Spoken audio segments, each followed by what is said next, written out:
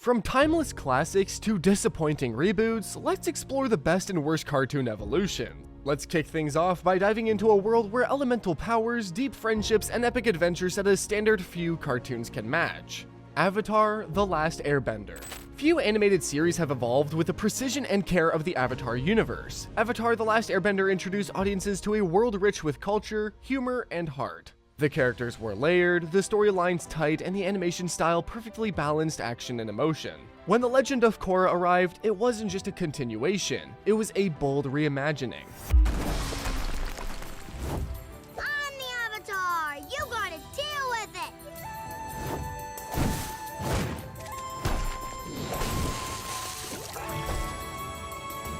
The animation became sharper, the fight sequences faster and more complex, and the world itself expanded into a bustling, industrialized metropolis. Every corner of Republic City felt alive, reflecting both technological progress and the tensions that come with it. You know, I'm beginning to think there's a reason I haven't been able to learn it. Because maybe I don't even need it. What? That is a ludicrous suggestion. The Avatar needs to learn airbending. It is not optional. No! This is what I need to learn! But the evolution wasn't limited to visuals. Korra herself is a different kind of hero compared to Aang. She's brash, determined, and deeply human, struggling with self-doubt, responsibility, and relationships in ways the original series didn't fully explore. Supporting characters like Mako, Bolin, and Asami offer more nuanced dynamics, showing how friendships, rivalries, and romances can grow organically over time.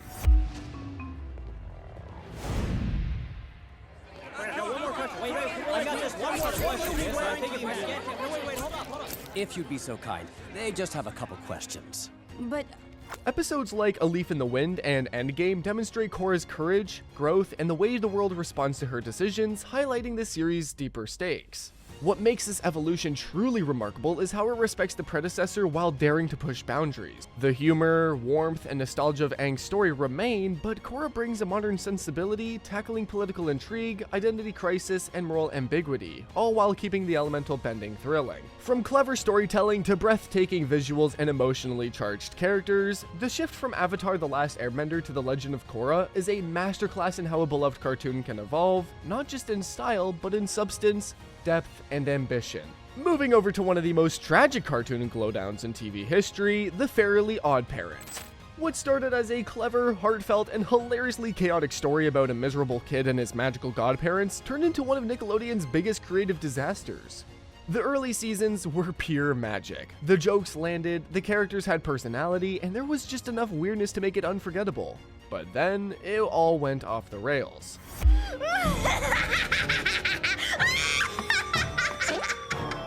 Very funny!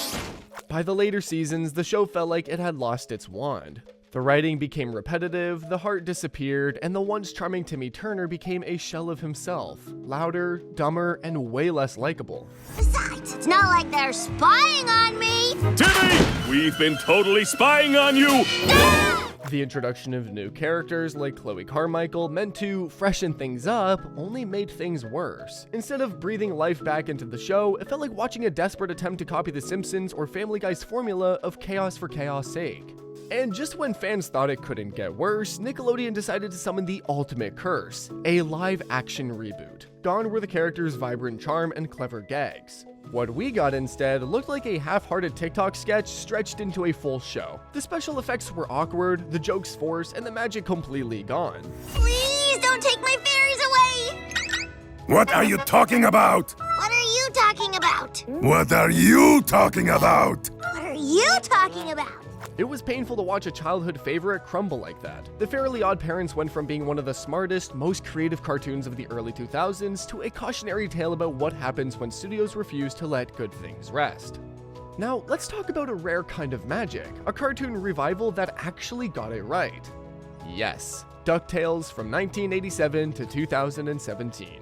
Reboots usually spell doom for beloved classics, but the 2017 DuckTales proved that nostalgia and innovation can fly side by side. The original 1987 series was already a gem, full of globe-trotting adventures, witty humor, and that unforgettable theme song that's still stuck in everyone's head decades later. It defined an era of Saturday morning cartoons and gave us Scrooge McDuck's iconic dives into his money bin, the ultimate flex of cartoon wealth.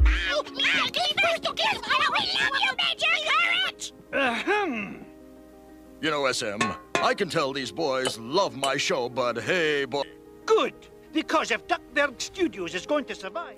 Fast forward 30 years, and the reboot didn't just polish the old treasure, it completely reimagined it. The 2017 DuckTales combined bold new animation, deeper storytelling, and modern humor that appealed to both new viewers and longtime fans. The sleek art style was a love letter to Carl Barks' original comic designs, with sharp lines, expressive faces, and fluid emotion that gave every scene energy. Used to be a big deal. Stupid doorknob, come off! But the real brilliance lay in the characters. Huey, Dewey, and Louie were no longer just identical ducklings. They each had unique personalities, quirks, and ambitions. Webby, once a background character, became a fearless, funny, and complex hero in her own right. Even Scrooge showed more emotional depth, balancing his greed with heartwarming loyalty and courage. The show didn't just rely on nostalgia, it built a world. It connected Disney's cartoon universe, weaving in Darkwing Duck, Tailspin, and Goofy cameos without feeling forced. Each episode balanced humor, heart, and high-stakes adventure, something few modern cartoons can pull off. This is it? I've been looking into her for years, but there's nothing. No photos, no records, no one even talks about her. DuckTales didn't just evolve, it soared. It's proof that reboots can honor the past while creating something timeless. In a world full of failed revivals, this one reminded everyone why ducks, adventure, and a perfect theme song never go out of style. Now swinging hard in the opposite direction, let's talk about Family Guy, a cartoon that went from clever satire to chaotic mess. When Family Guy first hit screens in 1999, it was bold, edgy, and unpredictable in the best way. It mixed absurd humor with social commentary, gave us quotable characters like Stewie and Brian, and took shots at pop culture that felt fresh and fearless. For a while, it stood out as the sharp, rebellious cousin to The Simpsons. The early seasons had wit, structure, and a strange kind of heart beneath all the crude jokes. Okay, I'm sorry your kids are brain-dead, stinking blue cheese fat ass! Oh, that's it! Where you go, Dad? Hey, you hit my mom! No, I hit your dad. But somewhere along the line, especially after its revival, Family Guy evolved into the wrong direction. What was once witty became lazy, and what was once shocking became just plain uncomfortable. The cutaway gags grew longer and more nonsensical, trading punchlines for filler. The family dynamics that once felt dysfunctional but relatable turned toxic and cruel. Peter, once a goofy everyman, morphed into a mean-spirited caricature. Lois became less a voice of reason and more of a punchline. Even Stewie's genius was drowned out by repetitive shock value jokes. There, Rhode Island Folk Festival. The road has spoken. Huh, that actually sounds kind of fun. See, Brian, this trip's already off to a great... Oh, come on. Let's just see what we see and keep it to ourselves. Episodes that once carried clever commentary began recycling storylines or relying on offensive humor that didn't add anything new.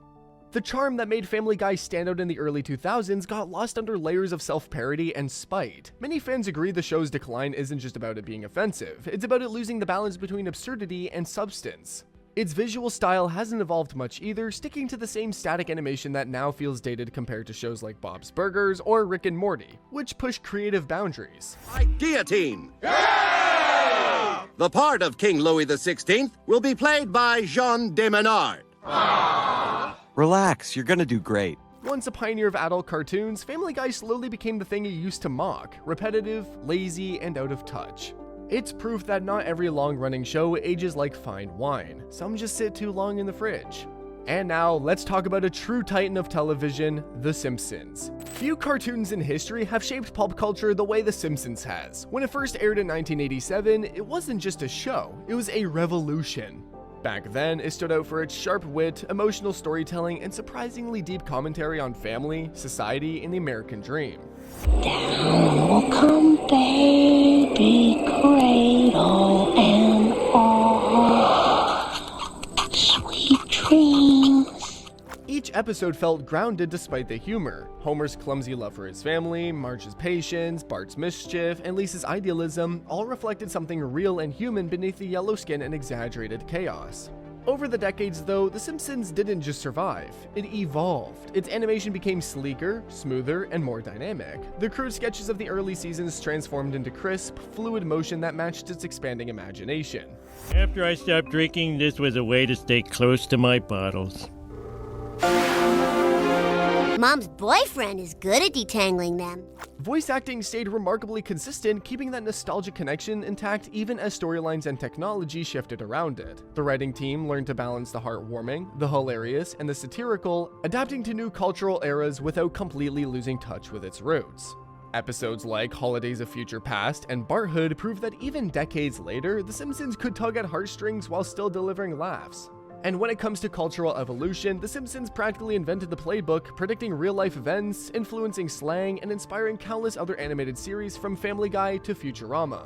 Snow day or standardized testing?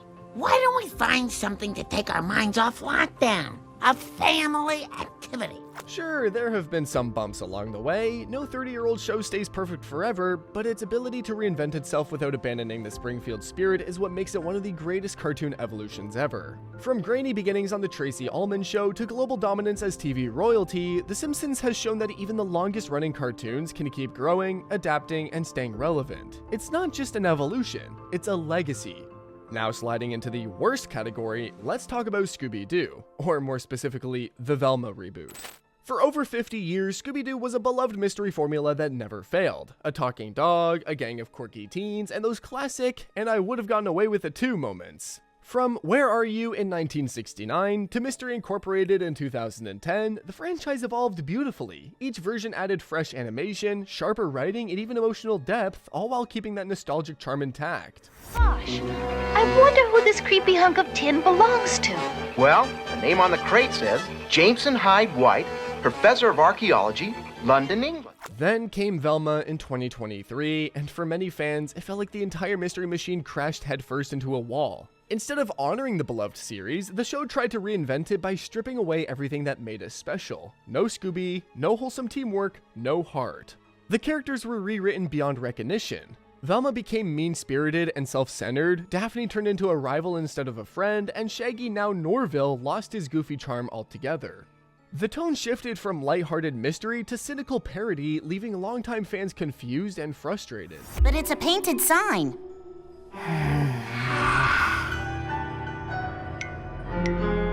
Gunther, we got guests! The animation style was sharp but soulless, and the humor often learned more on shock value than cleverness. What once celebrated friendship and curiosity now mocked them. Critics called it one of the most tone-deaf reboots in recent memory, a version of Scooby-Doo that forgot why people loved the original in the first place. Fell off before he ran away. But how could that collar be Scooby's? He's still wearing his. Well, he's obviously a mastermind criminal dog. He's bound to have a closet full of collars back home. And that's what makes the Velma reboot one of the worst cartoon evolutions ever.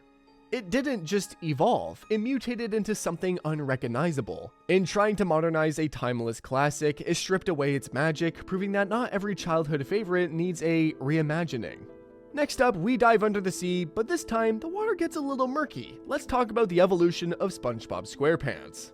When SpongeBob first premiered in 1999, it was pure magic. Weird, clever, and endlessly quotable. Those early seasons, 1 to 3, are now legendary. Every frame felt hand-drawn with love, every joke had heart, and the characters had depth hidden beneath the slapstick. SpongeBob wasn't just the annoying sponge. He was an optimistic dreamer with a strange innocence that made both kids and adults laugh.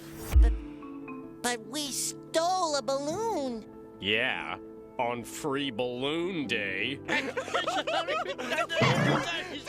Episodes like Band Geeks, Chocolate with Nuts, and Pizza Delivery still hold up as some of the best in cartoon history. Tightly written, beautifully animated, and packed with wit.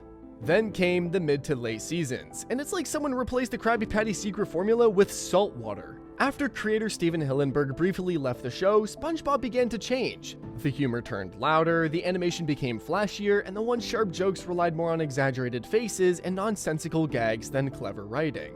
SpongeBob's personality shifted too, from lovable goofball to hyperactive nuisance. Squidward's cynicism went from relatable to pure misery, and Mr. Krabs turned from greedy but funny to borderline cruel. Watch the claws, Krabby.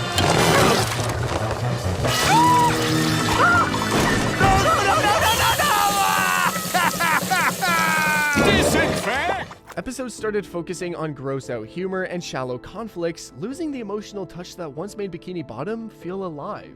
Even the pacing felt off, less heart, more chaos. Fans who grew up with the original tone often describe the shift as the moment SpongeBob lost its soul. That's not to say the show never found its footing again. Later seasons improved, especially after Hillenburg's return. But those middle years remain a cautionary tale in cartoon evolution, how one creative shift can turn a masterpiece of charm into a caricature of itself. Also, let's talk about a reboot that had fans clutching their nostalgia like Chemical X, The Powerpuff Girls 2016. The original Powerpuff Girls from 1998 was lightning in a bottle, stylish, witty, and surprisingly dark for a show about 3 kindergarten-age superheroes. Its mix of sharp dialogue, minimalistic yet dynamic animation, and grown-up humor disguised as cartoon chaos made it timeless.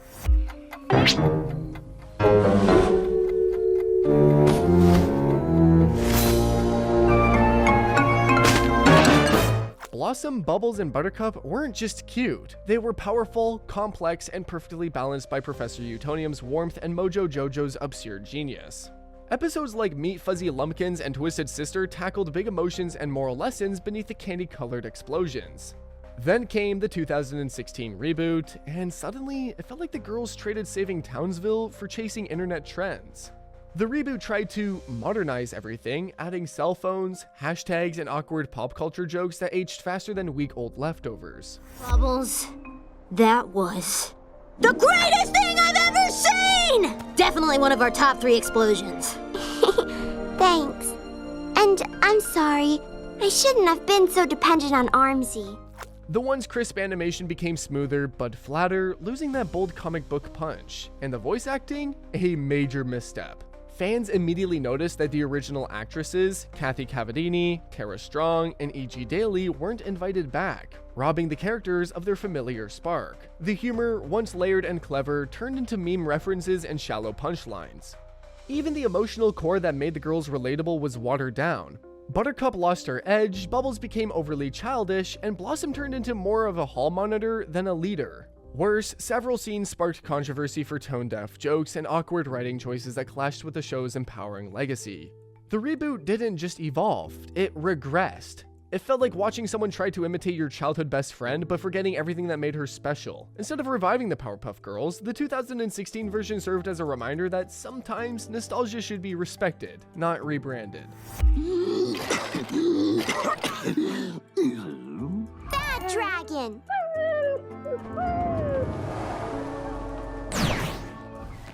Now, here's a show that proved cartoons can grow up, Adventure Time.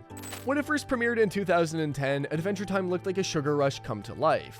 Bright colors, wobbly lines, and random humor that felt like a kid's doodlebook turned into a TV show. But as the seasons rolled on, something magical happened.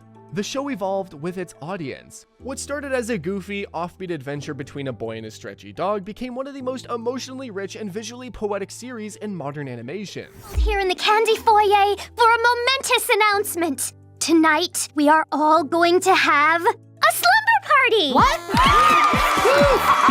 Wait. Early episodes like Slumber Party Panic and The Enchiridion were simple fun. Monsters, quests, candy people, and laughter. But by the time we reached later arcs like I Remember You and Simon and Marcy, the show had traded slapstick for soul. The art style matured, adopting a gentler palette and more fluid animation that reflected its deeper themes: love, loss, identity, and the passage of time. Even Finn's design subtly changed, symbolizing his growth from a hyperactive kid to a thoughtful young hero. How about one of these? Ah! Oh, not like that! One of the most striking evolutions was tonal. The land of Ooh, once pure whimsy, revealed its post-apocalyptic roots. Beneath the candy-coated weirdness lay stories of war, loneliness, and redemption, and Adventure Time handled it all without losing its humor or warmth. Islands, in the finale Come Along With Me, showcased this perfectly. Beautiful, melancholic, and hopeful all at once. And let's not forget the voice acting, especially Jeremy Shada and John DiMaggio, who subtly deepened their performances over the years to match their characters' emotional journeys. By its end, Adventure Time wasn't just a cartoon, it was an experience. It matured without losing its heart, making it one of the most graceful evolutions in animation history. And finally, let's talk about one reboot that left fans scratching their heads, the CGI revival of Rugrats. When Rugrats first aired in the early 90s, it was pure childhood magic. The sketchy, hand-drawn animation, quirky sound design, and offbeat humor perfectly captured life through a baby's eyes. Chaotic, funny, and oddly deep, it was raw in the best way possible, balancing innocence and adventure with real emotional heart. Episodes like Chucky Loses His Glasses and Mother's Day remain timeless because of their simple storytelling and honest emotion. Chucky, this is your Bobby. This was her trowel. Then came the 2021 CGI reboot, and everything that made Rugrats special seemed to vanish in the high-definition shine. The switch to 3D animation stripped the show of its charm and texture. Gone were the shaky outlines, the messy crayons on the wall vibe that made it feel authentically childlike. Instead, the reboot's characters looked overly polished, like plastic toys rather than the scrappy toddlers we grew up with. The tone also shifted awkwardly. The humor leaned more on pop culture references and smartphone jokes than the imaginative misadventures that defined the original. Even though the voice cast returned, a nostalgic bright spot, the emotional depth didn't. The reboot felt more like a digital replica than a revival with heart. Watch. Woof, bark, woof. I have to go potty now. Deal breaker. I have enough potty issues with Chucky. Got you covered, Chaz. It's not poop that comes out. It's not that the show was badly made. The animation is technically impressive and the stories are harmless, but it missed the essence of what Rugrats meant. The original celebrated curiosity and creativity through a child's eyes. The reboot feels like an adult's attempt to modernize childhood for the algorithm era. In the end, Rugrats went from being a messy, lovable sandbox of imagination to a glossy, soulless playset, proving that not every classic needs a digital makeover. From the cartoons that grew with their fans to the ones that lost their magic along the way, evolution isn't always a guarantee of greatness. Which transformation impressed you, and which one left you rolling your eyes? Share your thoughts in the comments, hit like, and don't forget to subscribe. Also, watch this next video on your screen right now. You'll love it!